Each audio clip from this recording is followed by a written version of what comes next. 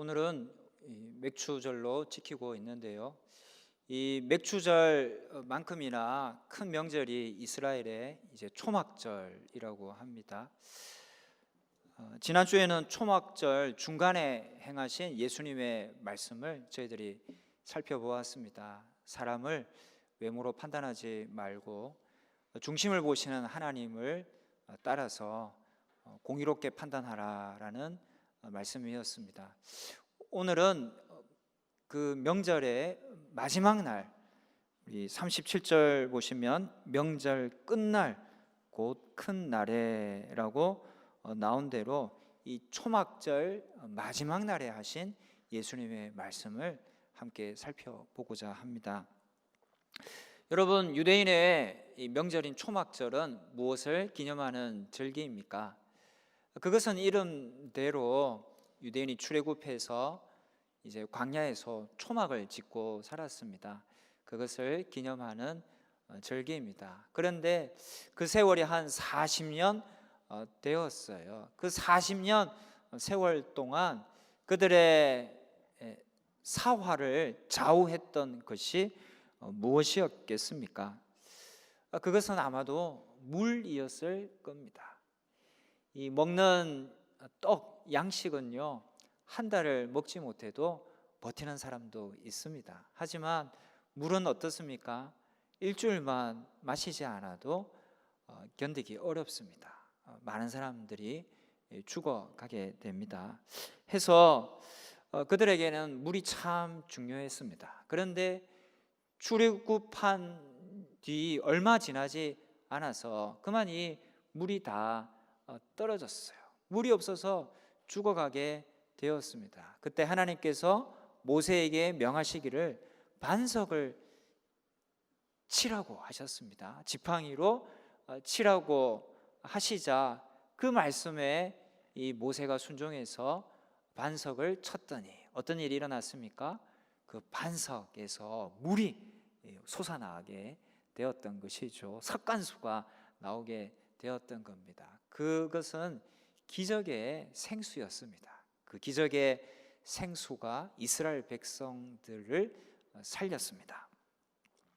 이스라엘 백성은 그런데 이것을 매 초막절마다 기념하는 의식을 행했다라고 해요. 그래서 초막절이면 이제 예루살렘 성전 곁에 실로암 못이 있었습니다. 그 못에서 물을 길어다가 성전 제단에 붓곤 했다는 겁니다. 그 일을 수백 년 동안 이스라엘 백성들은 했습니다. 예수님이 초막절에 예루살렘 성전에 올라가셨을 때도 사람들이 그 일을 했던 것 같습니다. 바로 그것을 예수님이 보시곤 뭐라고 말씀하십니까? 37, 8절 우리 같이 읽겠습니다. 명절 끝날 곧 큰 날에 예수께서 서서 외쳐 이르시되 누구든지 목마르거든 내게로 와서 마시라. 나를 믿는 자는 성경의 이름과 같이 그 배에서 생수의 강이 흘러 나오리라 하시니. 바로 이 초막절에 물을 붓는 그 의식을 보시고 예수님께서 누구든지 목마르거든 내게로 와서 마시라는 말씀을 하셨던 겁니다.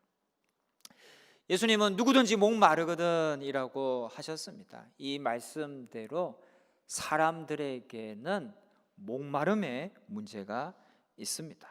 근데 이 목마름 중에서도요, 좀 탐욕적인 목마름이 있습니다. 그 탐욕적 목마름은 끝이 있을까요? 아니요, 이것은 끝이 없습니다. 채워도 채워지지 않습니다. 만족함이 없는 것이 탐욕적 목마름입니다. 재산이 많은 어떤 사람이 신문에 이런 광고를 냈습니다. 누구든지 자기 인생에 정말 만족한다고 자신하는 사람, 그 만족감을 정명해 보일 수 있는 사람에게는 내가 1만 달러, 우리 돈으로 한 1200만 원 정도를 주겠습니다 라고 신문에 광고를 냈어요. 정해진 날이 되자 수백 명의 사람들이 몰려왔습니다. 그리고는 얼마나 자기가 행복하고 만족스러운 삶을 살고 있는지 설명하고 증명해 보였습니다. 어떤 사람은 자기 직업이 너무 만족스럽고 행복해서 더 이상 이 불만이 없다, 세상에 불만이 없다라고 말했습니다. 또 어떤 사람은 이 아내를 보니 너무 쏙 마음에 들어서 참 행복하다, 이 아내만 있으면 세상에 부러울 것이 하나도 없다라고 했습니다. 또 어떤 사람은 내가 유명한 학교에서 아주 권위 있는 학위를 받았다, 이제 그래서 만족스러운 삶을 살고 있다라고 말했습니다. 사람들은 이런 저런 이유를 가지고 와서 자기가 세상에서 가장 행복하고 만족스러운 삶을 살고 있다는 것을 증명해 보이려고 애를 썼습니다. 하지만 그들 중 아무도 이 1만 달러 상금을 받아가지는 못했다라고 합니다. 그것은 이 광고주가 질문한 마지막 질문에 제대로 답한 사람이 없었기 때문입니다. 그 마지막 질문은 이것이었습니다. 당신이 정말 그렇게 만족스럽게 인생을 살고 있다면 왜 내가 주겠다는 10,000달러의 욕심을 내어 찾아왔습니까? 라고 물은 것이었죠. 정말 만족스러우면 10,000달러 욕심낼 이유가 없는 것이죠. 해서 제대로 답을 못했고 결국 아무도 그 상금을 받아 가지는 못했다라고 합니다.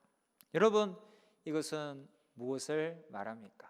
아무리 내가 행복하고 만족하게 살아간다고 생각하는 사람이라 할지라도 그 마음속에 실은 만족함이 없다라는 것이죠. 왜 인간에게는 이렇게 탐욕적 목마름이 있는 걸까요? 성경이 말하는 근본적 원인은 죄라는 것입니다. 인간은 부패한 본성을 가지고 태어납니다. 이 부패한 본성은 인간의 욕심을 자극해서 필요 이상으로 갖고 싶고 찾고 싶고 높아지고 싶고 공격하고 싶어 하는 갈증을 유발하는 겁니다. 여러분, 이런 갈증의 뿌리에는 뭐가 있을까요? 죄가 있는 겁니다. 그 속에 하나님이 없기 때문입니다. 하나님을 떠나 도망가서 하나님으로부터 멀리 떨어져 있기 때문입니다. 그 속에 하나님이 없으니 탐욕이 자리 잡은 것이죠. 그 탐욕에 자극을 받아서 채워지지 않는 목마름이 있게 되는 겁니다. 바로 그런 사람들에게 예수님은 누구든지 목마르거든 내게로 와서 마시라 말씀하신 거예요.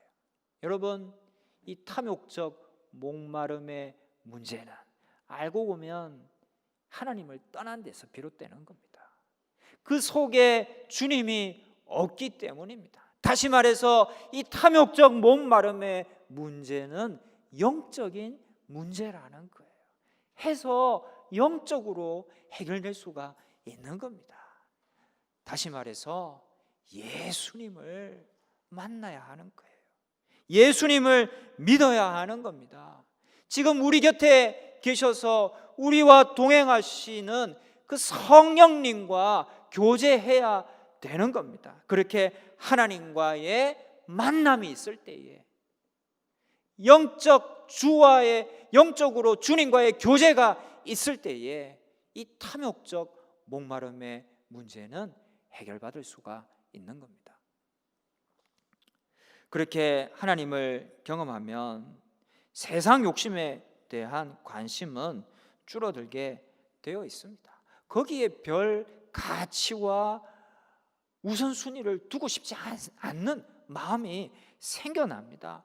그러다 보니 탐심이 사라져서 더 이상 탐욕적 목마름이 없게 되는 것이죠. 요한복음 4장에 수가성의 한 여인이 나옵니다. 그녀의 남자 관계가요 아주 복잡했습니다. 전에 5명의 남편이 있었는데 6번째 남자와 동거하고 있었습니다. 그에게는요 이 육신적인 탐욕적 목마름이 있었던 거예요. 그녀의 삶은 별로 행복하지 못했습니다.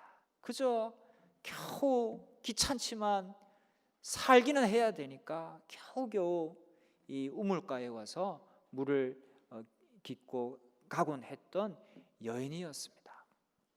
그런데 예수님을 만나곤 그녀는 변했습니다. 물동이를 버려두고 마을로 들어가서 예수님을 전하는 사람이 되었습니다.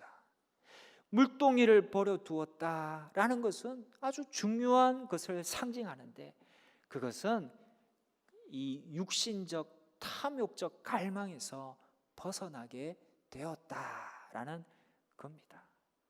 그녀는 더 이상 그 삶이 그렇게 고통스럽거나 괴롭지 않았을 거예요. 그리고 그 복잡했던 남자 관계도 깨끗하게 정리하게 되었을 겁니다. 왜 그렇습니까? 예수님을 만났기 때문입니다. 예수님을 만나고 이 영적 문제가 해결된 거예요. 영적 문제가 해결되니까 이 삶에 여러 문제들이 있었지만 그것이 더 이상 문제가 아니게 되었던 것이죠. 누가복음 19장에 나오는 삭개오도 마찬가지였습니다.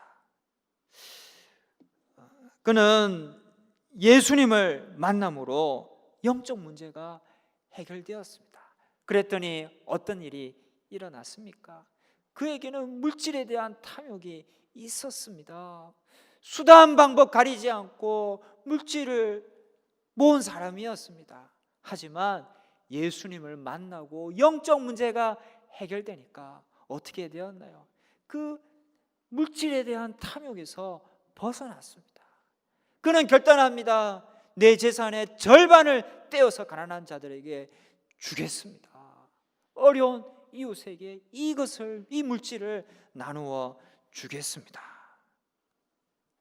그는 물질을 기꺼이 이웃을 위해 내놓을 줄 알게 된 것입니다.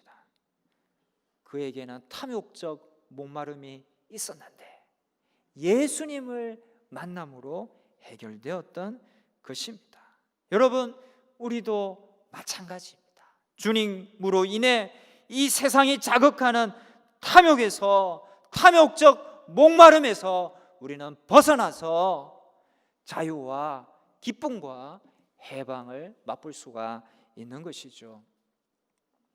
그런데 여러분, 이 목마름에는요 탐욕적인 목마름도 있지만 기본적인 목마름도 있습니다. 첫 번째는 육신적 목마름이 있습니다. 그것은 실제로 마실 물이 없어서 목이 타 들어가는 겁니다. 이스라엘 백성이 광야에서 방황하면서 목말라 했던 것이 바로 이 육신의 목마름이었습니다. 지금도 이런 사람이 사실 많습니다. 우리나라 백성들은 지금 좋은 나라에 살아서 이 육신의 목마름에서는 해방되었어요. 지금 물을 마시지 못해서 목이 타 들어가는 사람은 우리나라 백성들 중에는 없습니다. 하지만 눈을 돌리면요 세계에 그런 사람이 널려 있습니다. 아프리카에 가면요 심각한 식수난을 겪고 있는 사람들이 많아요. 물이 있어도 깨끗하지 못합니다. 더러운 물을 마시곤 해서 그 더러운 물로 인해서 질병에 걸립니다. 질병의 80%가 물로 인해서 생겨나는 질병이라고 합니다. 수인성 전염병이 해마다 창궐합니다. 그 밖에 의식주를 위한 기본적 필요들도 이 육신적 목마름이다라고 할 수 있습니다. 두 번째는 정신적 목마름이 있습니다. 인간에게는 정치, 경제, 문화, 사회적 여러 욕구들이 있는데 이것에 대한 목마름이 있습니다. 이것이 잘 발전하지 않고 형성되지 않으면 마실 물만 있다고, 먹을 떡만 있다고 사람이 행복하게 사는 게 아니죠. 정치, 경제, 사회, 문화도 잘 형성되고 발전해야 거기서 인간다운 삶을 누리게 되는 겁니다. 이것이 제대로 되지 않을 때에 인간은 이 속이 타 들어가는 거예요. 이 목마름을 느끼게 되는 겁니다. 한때 우리나라도 정치적으로 어려운 적이 있었습니다. 그때 어떤 시인은 타는 목마름으로 라는 시를 지었고 그 노래가 민중가요로 불리어지기도 했습니다. 정치가 제대로 발전하지 않으면 거기서도 사람들은 갈증을 느끼는 겁니다. 경제도 마찬가지입니다. 사회 문화도 마찬가지입니다. 거기에서 사람들은 정신적 목마름을 느끼게 되는 겁니다. 이런 기본적 목마름은 중요합니다. 가벼이 여길 일이 아니라 채워야 할 일입니다. 우리는 이들에게 하나님이 이스라엘 백성들에게 주셨던 것처럼 물을 공급하려고 애를 써야 합니다. 지금 많은 자선 사업가들이 아프리카에서 생수 공급 사업을 벌이고 있습니다. 화장실이 비위생적이라 물이 자꾸 더러워지기 때문에 위생적인 화장실을 세우려고 많은 애를 쓰고 있습니다. 우리도 그런 노력이 필요하면 해야 합니다. 우리 교회에서도 선교지가 지금 캄보디아에 있는데 그 캄보디아의 물이 별로 좋지 않습니다. 이 물에요 석회 같은 게 많이 끼어 있어요. 해서 그 물을 마시면 그 사람들은 그런 대로 견디지만 우리는 다 배탈을 일으키게 됩니다. 해서 이제 좋은 물을 공급해 주기 위해서 우리 교회에서도 이제 헌금을 모아서 이제 우물을 만들기도 했습니다. 그런 노력들을 우리도 해야 되는 겁니다. 또 정신적 목마름도 채워야 합니다. 나라의 정치가 안정되고 경제가 어렵지 않아야 합니다. 좋은 지도자가 리더십을 잘 발휘하여 좋은 국가를 이루어야 합니다. 또 좋은 문화가 형성되어야 합니다. 사람들이 다 이 문화를 호흡하면서 살아갑니다. 나쁜 문화가 있으면요 정신이 엉망이 되는 겁니다. 오염되는 겁니다. 그래서 좋은 문화도 우리가 만들려고 노력을 해야 합니다. 이런 육신적, 정신적, 기본적 목마름은요 채워야 합니다. 그런데 여러분, 이런 기본적 필요를 위해서도 채워져야 할 가장 중요한 목마름은 바로 영적 목마름입니다. 왜냐하면 영적 가람이 근원이기 때문입니다. 영적으로 체험받는 것이 모든 것이 체험받는 근원되는 것이기 때문입니다. 예수님은 본문 38절에서 생수의 강이 흘러나오리라 라고 말씀해 주셨습니다. 여러분, 강이 흘러야 합니다. 그 강이 생명의 젖줄입니다. 우리나라 수도권이 무엇 때문에 발전했습니까? 한강 때문 아닙니까? 한강이 수도권의 젖줄이 되었습니다. 세계 4대 문명 발생지도 다 강과 연결되어 있습니다. 그처럼 생수의 강 대신 주님을 통해 우리는 기본적 목마름이 해결되고 풍성한 생명을 얻을 수 있는 거예요. 그러한 점을 에스겔서 47장은 잘 묘사해 주고 있습니다. 에스겔 47장은 성전에서 나오는 물에 대해 적고 있는데요. 1절 보시면 성전의 문지방 밑에서 물이 나와 동쪽으로 흐르다가 성전 오른쪽 제단 남쪽으로 흘러내리더라 라고 했습니다. 성전 문지방 밑에서 물이 나왔다는 거예요. 그 물이 이리저리 흘러 들어갔다라는 겁니다. 그 물로 인해서 어떤 일이 발생하게 됩니까? 에스겔 47장 9절에 보면 이 강물이 이르는 곳마다 번성하는 모든 생물이 살고 또 고기가 심히 많으리니 이 물이 흘러 들어가므로 바닷물이 되살아나겠고 이 강이 이르는 각처에 모든 것이 살 것이며 라고 했습니다. 모든 것이 살아나는 역사가 이 물 때문에, 문지방 밑에서 나오는 물 때문에 있게 된다는 겁니다. 10절에는 또 이 강가에 어부가 설 것이니 엔게디에서부터 에네글라임까지 금을 치는 곳이 될 것이라. 그 고기가 각기 종류를 따라 큰 바다의 고기같이 심히 많으려니와. 그 고기가 많아져서 그물을 던져서 잡을 정도가 된다라는 것입니다. 풍성함이 있다라는 겁니다. 또 12절 우리 같이 읽으시겠습니다.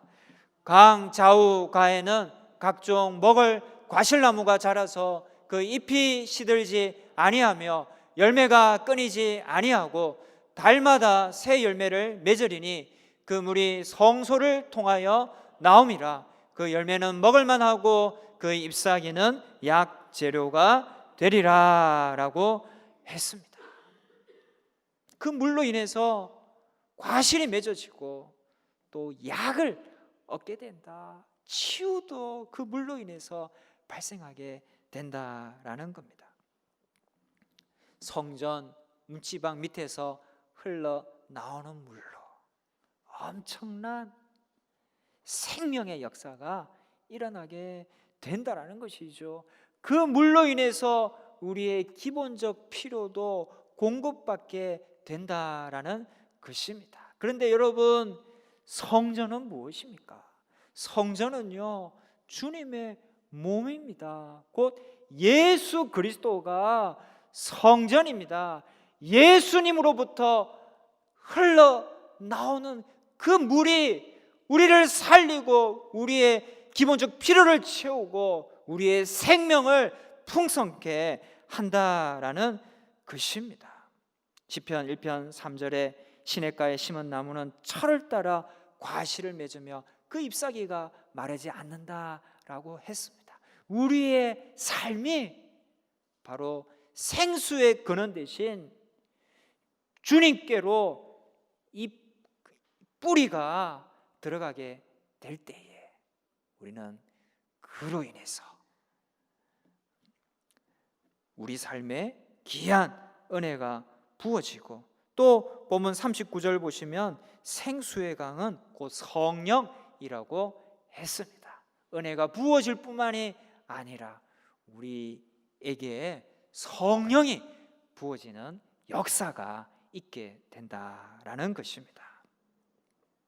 성도 여러분, 그것을 위해서는 우리가 예수님을 잘 믿어야 합니다. 은혜와 성령은 믿음에서 부어지는 것입니다.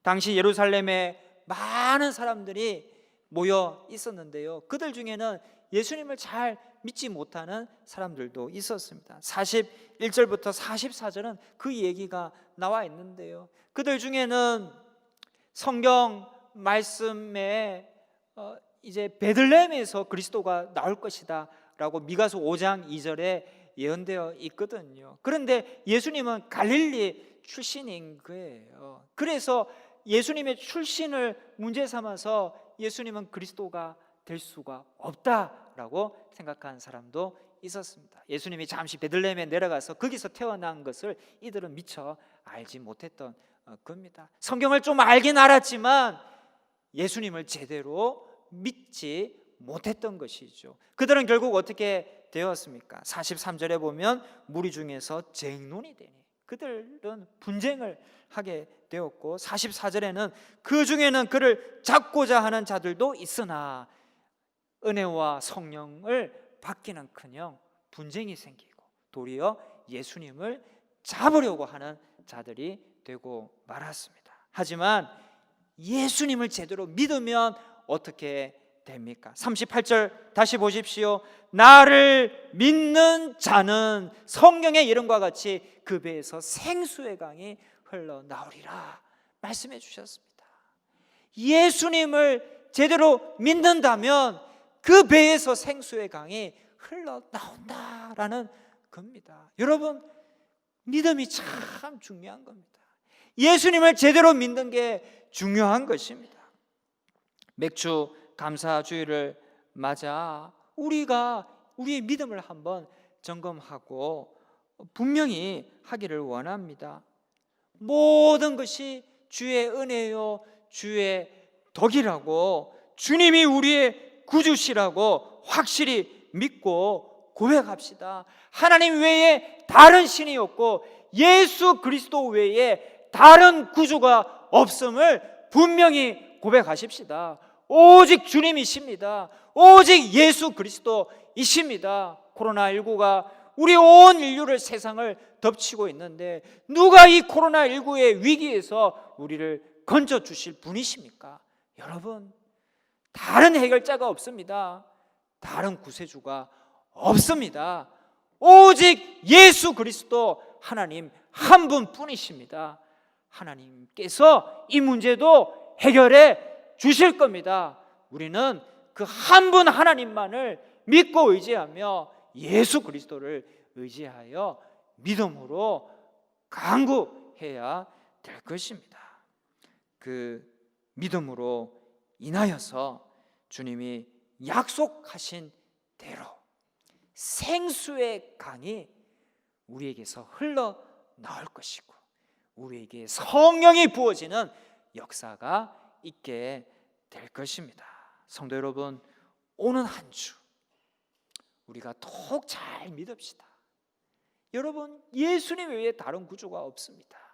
오직 예수 그리스도, 오직 하나님, 그분만을 믿고 의지함으로 우리 속에서 이 생수가 흘러나와 모든 죽어가는 것들이 살아나고 새롭게 되고 힘을 얻는 왕성한 생명력을 체험하며 살아가시는 저와 여러분 되시기를 주님의 이름으로 축원합니다.